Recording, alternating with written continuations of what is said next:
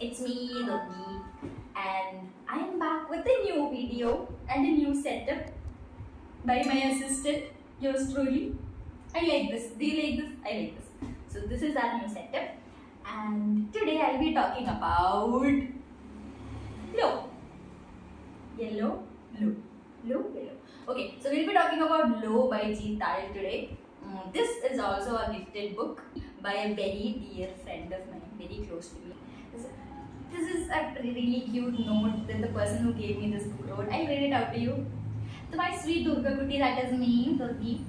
You are one of a kind. I love you so much. With love, Kobika Chichi. Kobika Chichi, hello. Yeah, so she wrote this. She gave me the book, by the way. Honestly, when I saw that, I always judge a book by its cover. I am guilty, okay? Whenever I see a book, I look at the cover and I go, I don't want to read the book.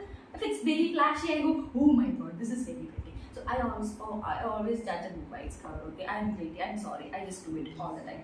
And it, you can see this particular cover has a lot of people and it looks like a city. So I thought it's like, about the miseries faced by people in the cities, or some kind of background. So I judged and I expected it to be like that, but the book is very different, okay?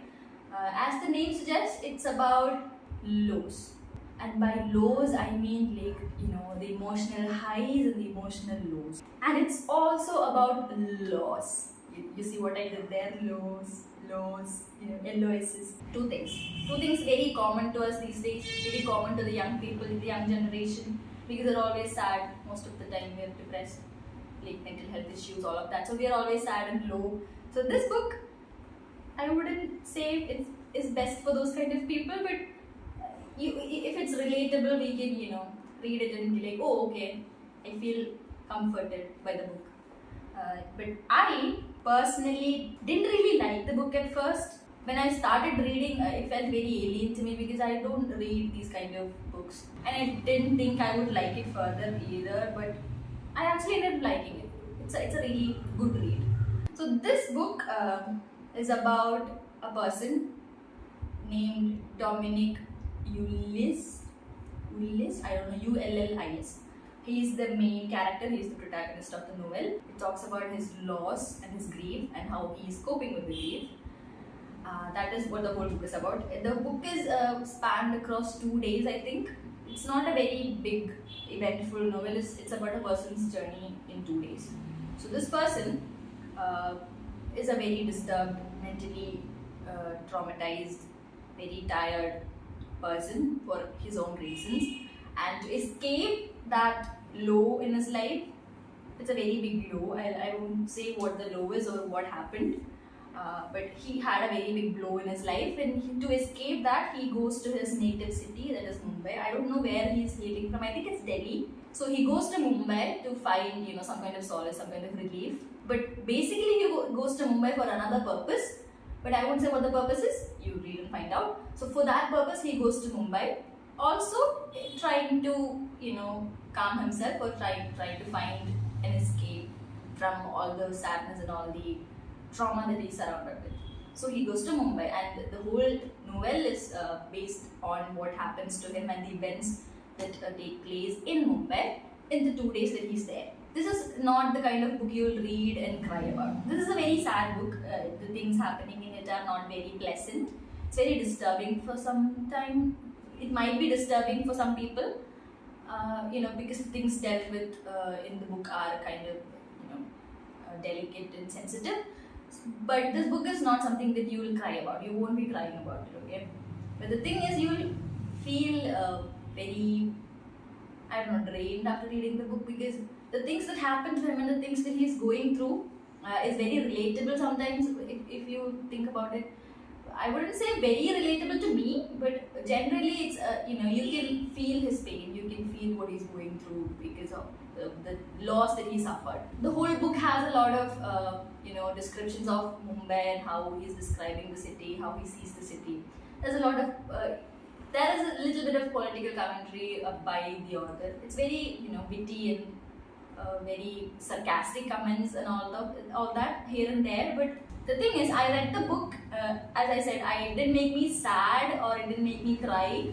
I was just very sympathetic for the character, for the main character, because we are going with him through all the things that is happening to him, and we feel very sad about the things that he's going through, and we sympathize. But I didn't go like, oh my god, he's suffering this or something.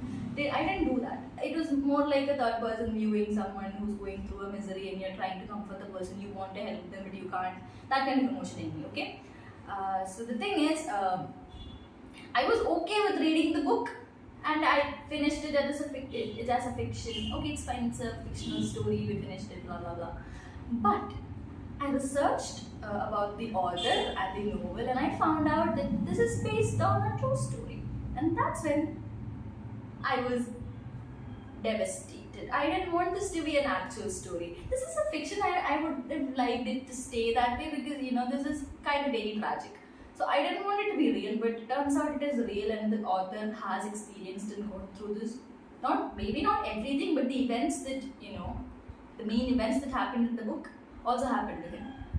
And I wouldn't say what the events are or what affected him. I think I shouldn't, because if people are really interested in reading, maybe you should go read, and I wouldn't tell you what triggered those events or what triggered the trauma that he's in right now. So I won't say anything about it. I just say that it's very tragic and it's based on a true story. The author has actually suffered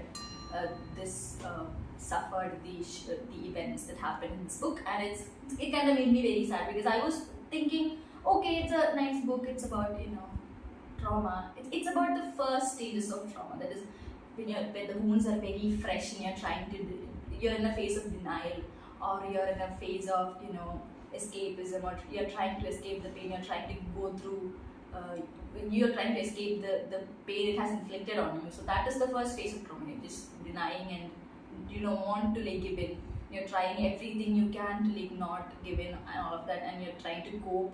That is the first stage. So this book is all about that. It doesn't give you any kind of comfort. It doesn't give you any kind of insight into how to overcome trauma. None of that. The character is living through his trauma, and we only get the account of the 2 days that he's in Mumbai. That is it.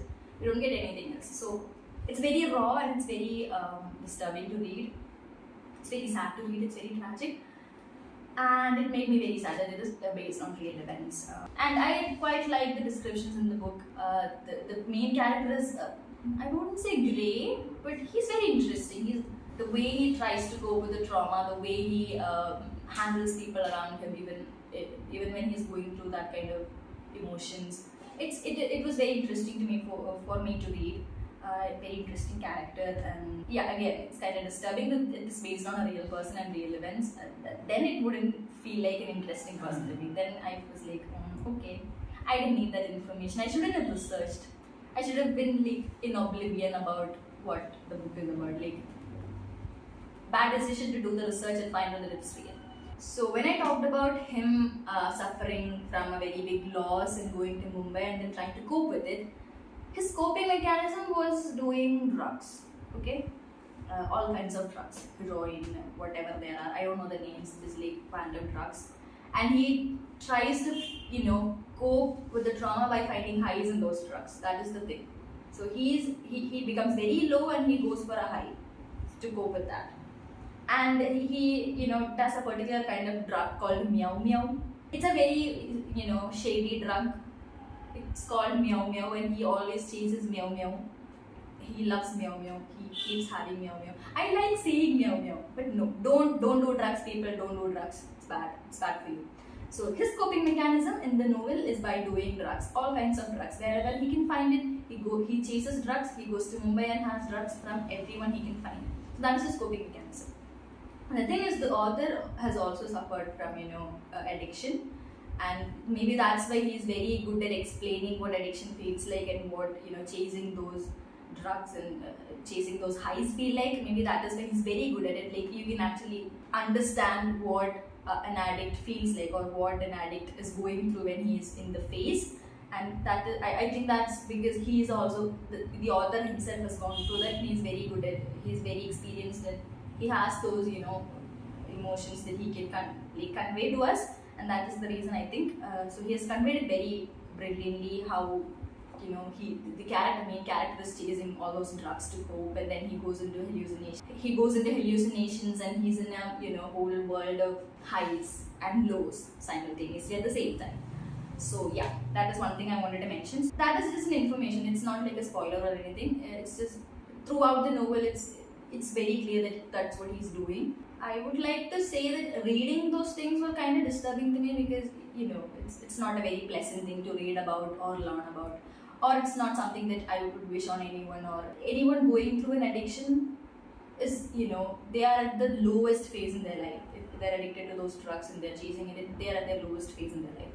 And personally, I would never want to see that happen to anyone close to me, or anyone actually. I haven't experienced it and I don't have the right to talk about it, but from reading the book and seeing things around us and reading about things and reading about people who have overcome the addiction and all of that, we know it. Like I don't have to explain it to you guys. Drugs damage a person very much. It takes the living soul out of you, and it's very bad.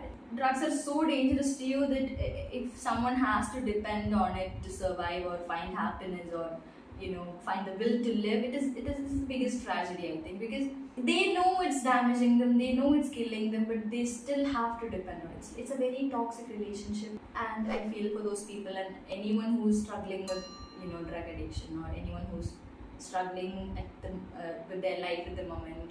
I hope that you recover, and I hope you find the will to live on. So that's about today's video. That is everything that I had to say. If you have any suggestions for the next video, that also you can tell me in the comments and I'll go through that. So yeah, that's about today. That's the whole video. Bye bye.